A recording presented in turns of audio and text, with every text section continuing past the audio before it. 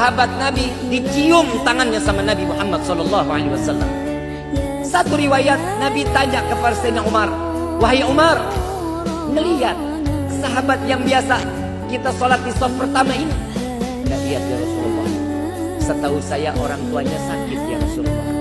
Disamperin, didatengin, Nabi ngejenguk. Begitu dilihat betul dia lagi ngambil kotoran orang tua dengan tangan telanjang. Lagi diambil kotorannya, dibuangi, lagi disapuin, dibersihin. Selesai ini orang cium, selesai cuci tangan, Nabi ambil tangannya, Nabi ambil, usap, taruh di mukanya Nabi. Wahai sahabatku, ketahuilah tanganmu inilah yang akan membawamu ke dalam surganya Allah. Bukan karena ibadah dia di belakang Nabi, bukan, tapi pernah mengangkat kotoran seorang ibu.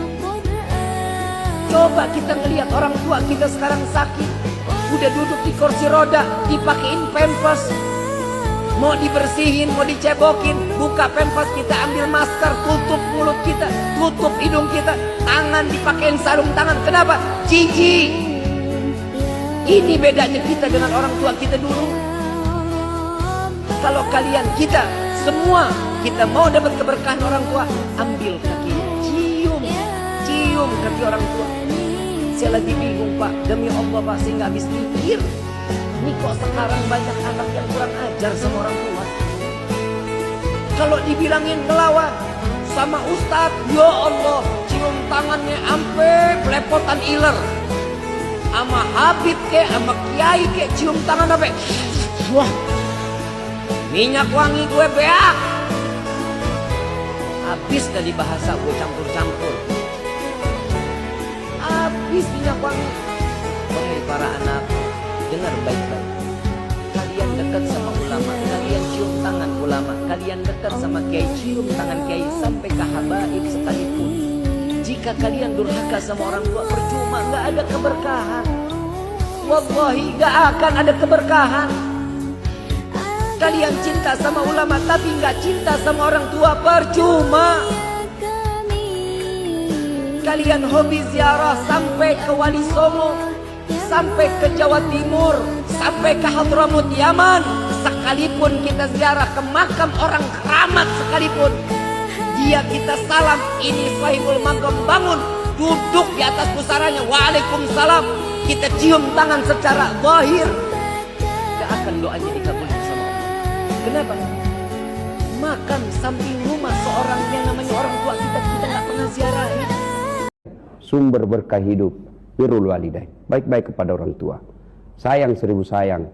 Kita ini hormat sama dosen, hormat sama rektor, hormat sama kita punya atasan, tapi kurang ajar sama orang tua. Parah lagi cewek, hormat sama cowoknya, sama orang tuanya kurang ajar. Ada masalahnya konsultasi sama cowoknya. Ibunya kasih tahu, dia bilang, tahu apa Bu? Ibu kan tamatan SD. Hah, sekali cowok, terserah abang aja deh. Saya ngikut aja apa kata abang. Pret, dongo, beleng-beleng. Sama cowoknya sopan betul, sama mamanya kurang ajar. Ditelepon sama ibunya dari pasar, nak, kau jemput dulu ibu, bapakmu lagi masih tugas, tidak bisa pulang, tidak bisa jemput saya. Kau jemput saya nak. Apa kata anaknya? Memang enak mak, kita baru kuliah nih, capek di kampus tadi, berat betul ujiannya, telepon jemput lagi, capek mak. Itu kalau mamanya.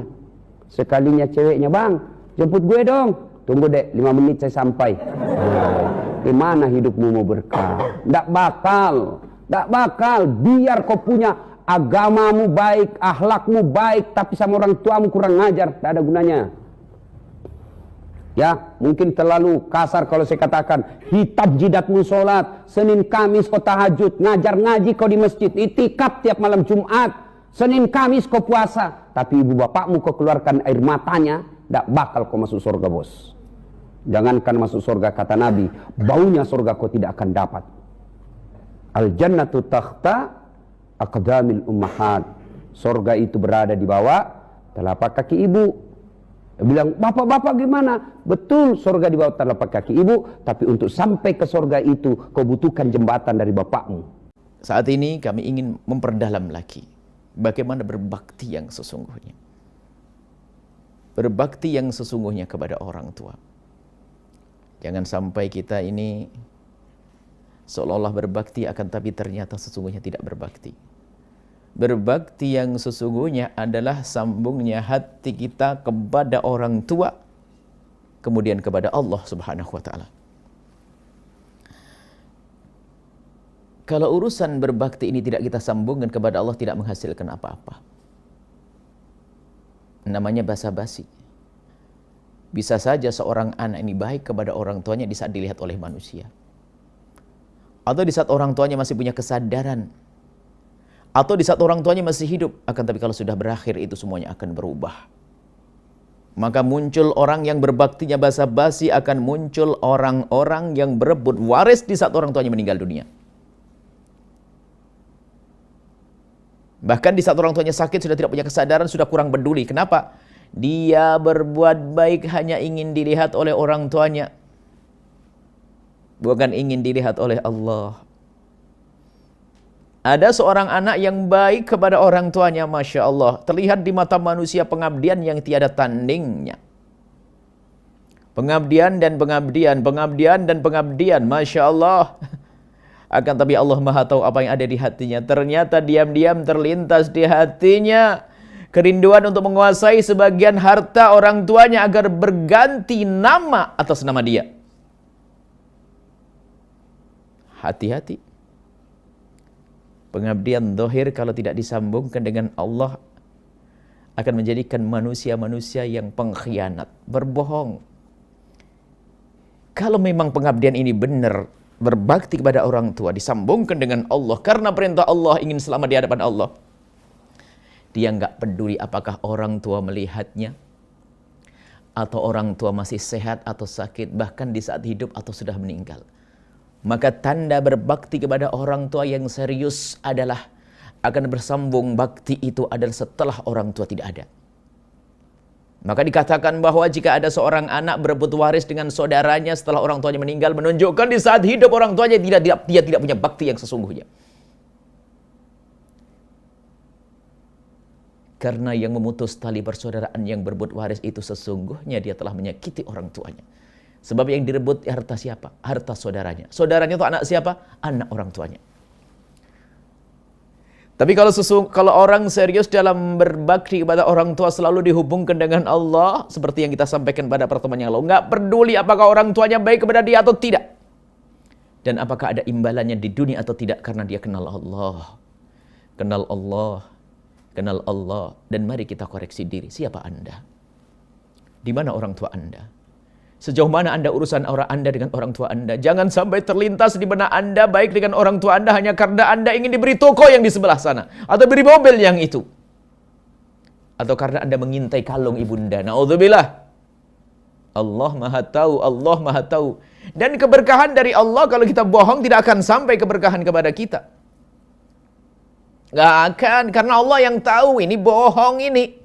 Biarpun di depan manusia kita bisa baik, semua orang mengatakan pengabdian yang luar biasa, tidak ada tandingannya. Masya Allah, waktunya habis untuk orang tuanya.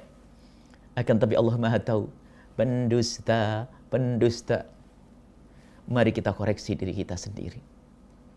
Berbaktilah yang sesungguhnya, kita sambungkan dengan Allah. Berbuat baik dengan manusia, manusia terpenting dalam wujud kita. Saat ini, orang tua.